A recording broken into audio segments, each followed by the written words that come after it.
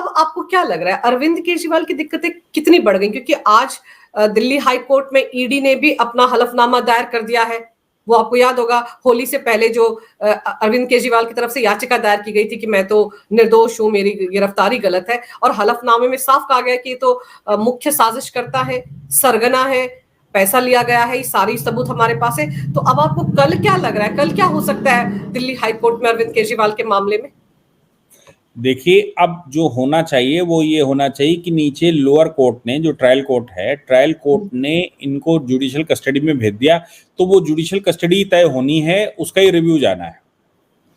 बाकी जब supreme court same case में इतनी सारी टिप्पणियां कर चुका है और फाइल उनके पास है, तो हाई कोर्ट क्या करेगा उसमें? जब मनीष सिसोदिया को सुप्रीम कोर्ट ने नहीं छोड़ा और ये कह दिया कि आम आदमी पार्टी को पार्टी क्यों नहीं बनाते, तो इशारा तो अरविंद केजरीवाल की तरफ ही था। और अब पार्टी प्रमुख होने के नाते तो फंसी गए हैं, इसलिए अब उसमें होना वाना कुछ नहीं है। केवल वो खाना पूरी जो एक प्रोसीजरल मैकेनिज्म होती है वो पूरी होगी, बाकी कुछ नहीं होना। बाकी तो जब दिल्ली हाईकोर्ट रिजेक्ट करेगा तो ये भी सुप्रीम कोर्ट जाएंगे, अगर जाना चाहेंगे तो, क्योंकि सुप्रीम कोर्ट तो पहले हो आए थे और उसी दिन भाग भी आए। क्योंकि गए थे तो इनको थोड़ी पता था कि जस्टिस खन्ना की अदालत में उनका केस लग जाएगा, तो उसी तरह वापस हो गए थे। ये तो आपको भी पता होगा कि पढ़ा लिखा मुख्यमंत्री, इसको ये नहीं पता क्या कि जिसकी अदालत में केस लगता है सारे अभियुक्तों का उसी की अदालत में लगता है, और जो बेल सुनता है जज वो सबकी बेल वही सुनेगा। नहीं तो दो अलग अलग बेंचें अलग अलग ऑर्डर कर देती, कंफ्लिक्ट हो जाता है बेंचों में। तो जिस समय ये मेंशन करने गए थे तो इनको क्या लगा था चीफ जस्टिस कर देगा सीधा, क्या पता ये गलतफहमी पाली हो। हाँ, ये एक ही गलतफहमी हो सकती है कि चीफ जस्टिस सीधा कर देगा तो हम करवा लेंगे। चीफ जस्टिस सीधा कर देगा आज, तो आपको मालूम है कि जिस अदालत में लगा है वो कौन है? वो नेक्स्ट चीफ जस्टिस है। हाँ। वो अगला चीफ जस्टिस है, केवल 4-6 महीने 3-4 महीने रह गए। 3-4 महीने में कुछ बहुत बनता बिगड़ता नहीं है, इसलिए चीफ जस्टिस को नहीं मालूम कि अगर मैंने कर दिया तो अगला चीफ जस्टिस वही है, और उसी की अदालत में केस, और वो 3 जजों की बेंच बैठी हुई, नई बेंच कैसे बैठा देंगे? 3 जजों की बेंच सुन रही हो, ऐसा तो नहीं ना वो डबल बेंच सुन रही हो, ट्रिपल सुन रही हो, मतलब फुल बेंच कहा जाता है। 3 जजों की बेंच का मतलब उसको फुल बेंच कहा जाता है न्याय की दृष्टि से। तो फुल बेंच बैठी हुई, फुल बेंच को कैसे चीफ जस्टिस बाईपास कर देगा? बिल्कुल। लेकिन गलतफहमियां तो गलतफहमियां हैं, किसी को भी हो सकती है। उस गलतफहमी में चले गए थे तो उन्होंने कहा उनके पास जाओ, उनके पास का उनका नाम सुन के ही वापस आ गए। और मजे की बात है उसी जज ने बेल करी आज। हाँ, क्योंकि उसी जस्टिस संजीव खन्ना की अदालत में ही तो आपको याद होगा कि सिसोदिया का मामला चल रहा था, रिजेक्शन भी वहीं से हुआ था, फिर आज उन्होंने संजय को भी दे दी जमानत। तो हो सकता है इनको लगे कि अब अगली बार हम भी चले जाएं। भाई जब फाइल उनके पास है, हाँ, तो कोई भी इस केस से रिलेटेड कोई भी अभियुक्त उनके पास ही खड़ा होगा जाके। वो केवल एक स्थिति में हो सकता है कि उस दिन जिस दिन बेल इनकी लगी हो उस दिन वो छुट्टी पर हो। तो जनरली क्या होता है कि छुट्टी पर जब कोई जज होता है तो केस किसी दूसरी अदालत में लगाया जाता है, वो उसको पास ओवर देता है, वो उसको सुनता नहीं है। ये जनरल प्रैक्टिस में है, जब तक कोई बड़ा भूचाल ना आ जाए, कोई बड़ा मतलब आतंकवादी हमला ना हो जाए या होने जा रहा है, तो फिर कोर्ट कहता है कि नहीं वो नहीं है, तो एक काम करो तुम सुन लो, या चीफ जस्टिस कहता है कि भाई मैं इसको अपॉइंट कर देता हूं, ये सुन लेगा क्योंकि ये अपरिहार्य है, इसको लिस्पेंडेंस नहीं रखा जा सकता। इनको क्या लिस्पेंडेंस रहना है, अपनी जेल है। सौरभ भारद्वाज कहता है वो तो सुकून से हैं, बहुत बहुत खुश है वहां। सौरभ भारद्वाज का तो सर वो बाइट कितना वायरल हुआ था कि जेल जाने के लिए कौन कौन तैयार है, हाथ खड़े करो, जेल अपनी सरकार की जेल है, बड़े मजे हैं, मेरी रोज लोगों से बात होती है। तो आजकल भी बात हो ही रही होगी, मजे में होंगे केजरीवाल। नहीं, पर लेकिन आपने आज सौरभ भारद्वाज का चेहरा नहीं देखा, फाकते उड़े हुए थे।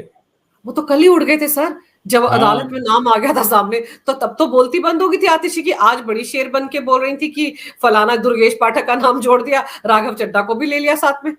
वो तो इसलिए ना, क्योंकि आतिशी को, सौरभ भारद्वाज को ये मालूम है, क्योंकि मनीष सिसोदिया भी यही नाम ले रहा था, और इनको ये मालूम है कि ईडी ये कह रही कि गुमराह करने के लिए इनका नाम लिया जा रहा है, तो ये बच जाएंगे। तो अब वो अपने ऊपर वो आवरण ओढ़कर उनको फंसा रही है। राघव चड्ढा को और उनको, क्योंकि अभी बाहर लोगों में राघव चड्ढा ही खेल सकता है। हाँ, बाहर दुर्गेश पाठक खेल सकता है, राघव चड्ढा खेल सकता है, स्वाति मालीवाल खेल सकती है, ये 2-3 खिलाड़ी भी हैं जो बाहर खेल सकते हैं। तो उसने सोचा इनको निपटा दो, लेकिन उसको ये नहीं मालूम था जब तक वो उनको निपटाएगी तब तक संजय सिंह बाहर आ जाएगा शाम को। नहले पे नहला। तो अब संजय सिंह बाहर आ गया। अच्छा, अब ये सबको निपटा सकती, संजय सिंह को निपटाना आतिशी के लिए बहुत खतरनाक बात हो जाएगी।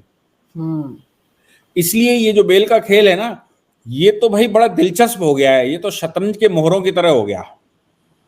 बिल्कुल सर। और एक चीज और सर, कि जैसे हो सकता है इनको ये गलत फहमी हो रही हो कि जैसे आज तो सुप्रीम कोर्ट से संजय सिंह को मिल गई, कल केजरीवाल के मामले की सुनवाई है, देखिए दिल्ली हाई कोर्ट से उनको भी जमानत मिल जाएगी, बल्ले बल्ले हो जाएगी। लेकिन वो फर्क नहीं समझ पा रहे हैं कि उस पे क्या आरोप है और संजय सिंह पे क्या आरोप थे, दोनों में कितना फर्क है। मैंने इसलिए तो बताया भाई, जब मनीष सिसोदिया का इलस्ट्रेशन लेना चाहिए। वो मनीष सिसोदिया डिप्टी था, ये सुपर है। सुपर कैसे छोड़ देंगे? इसलिए अब इनका जो कुछ होना था वो हो गया। अब तो संजय सिंह के ऊपर डिपेंड करेगा कि वो तसल्ली से पहले टुक टुक करेंगे या आते ही बैटिंग करने लगेंगे। तैयार हो क्या होंगे सर? पहले बाहर निकल कर आएंगे, पिच समझेंगे कि कितनी पिच स्ट्रांग है, कैसे खेलना चाहिए, तो 10-5 ओवर खेलेंगे, या फिर आते ही हौंकना शुरू कर देंगे, ये देखना है बस। चलिए सर, अब देख। हाँ और जी। परिस्थिति ऐसी है कि सुनीता केजरीवाल बिल्कुल मुंह धोकर तैयार हैं। हाँ, उनके यहाँ तो आज विधायक जा रहे थे मुलाकात करने के लिए, घर के बाहर जमावड़ा लगा हुआ था। हाँ, तो वो सुनीता केजरीवाल जो है वो मुंह धोकर तैयार बैठी हैं, और वो केवल फिजा बना रही हैं कि हमको लोग चिल्लाकर कहें और वो बाद में कहें कि जी हम तो बनना नहीं चाहते थे, हमें तो इन लोगों ने जी बना दिया, जबरदस्ती जी बिठा दिया गया। तो वो केवल इस इंतजार में है। तो अगर सुनीता केजरीवाल तत्काल बैठने जा रही हैं और सही बात है कि संजय सिंह को खेलना है, तो संजय सिंह को तुरंत खेलना पड़ेगा। अगर इंतजार किया तो काम खत्म हो जाएगा। हाँ, तो आते वो टुक टुक नहीं कर पाएंगे फिर।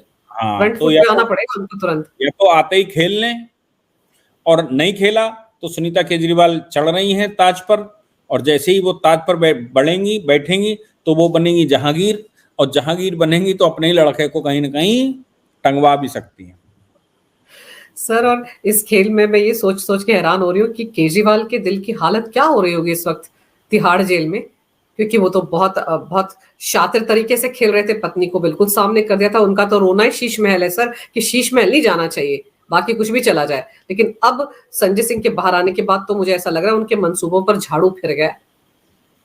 नहीं, अब देखिए कि 2-3 दिन का टाइम है कि भाई उसमें कौन अच्छा खेल पाता है और कितनी जल्दी खेल पाता है। वो 2-3 दिन लगेंगे। अभी 2-3 दिन में स्थिति क्लियर होगी कि संजय सिंह अपने मोहरे खोलेंगे या एवं ही चुप बैठ जाएंगे। क्योंकि देखिए, जो बैठ जाएगा इनमें से वो फिर बाकी को निपटाएगा, क्योंकि गुरु इनका सबका केजरीवाल है जो निपटाने का स्पेशलिस्ट है।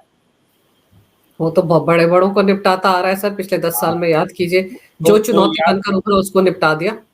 तो ये बात ध्यान रखिए कि गुरु गुड़ रह जाता है, चेला शक्कर हो जाता है।